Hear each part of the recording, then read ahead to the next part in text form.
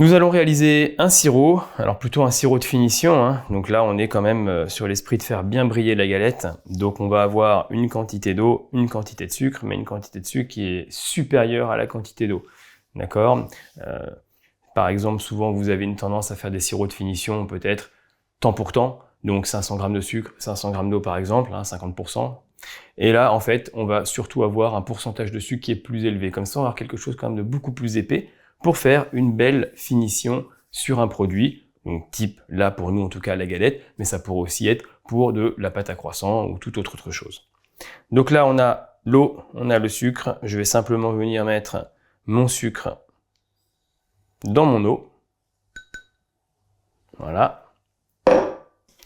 Je vais bien sûr remuer délicatement, voilà, essayer quand même de le mélanger. Et tout simplement, je vais aller au micro-ondes pour pouvoir faire ce sirop.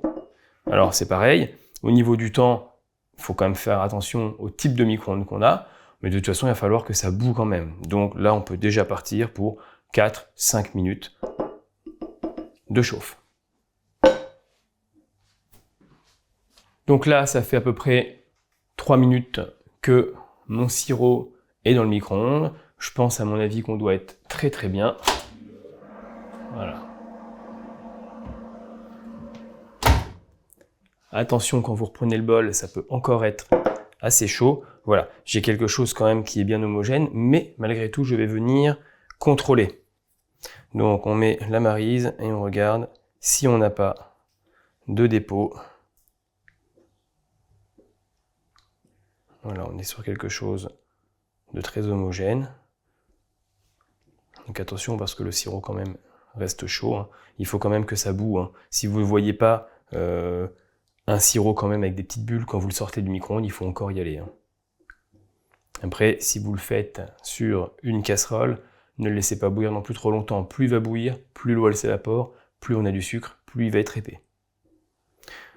Voilà, donc là il est très bien. Moi je vais le réserver dehors, à température ambiante, pour ma galette.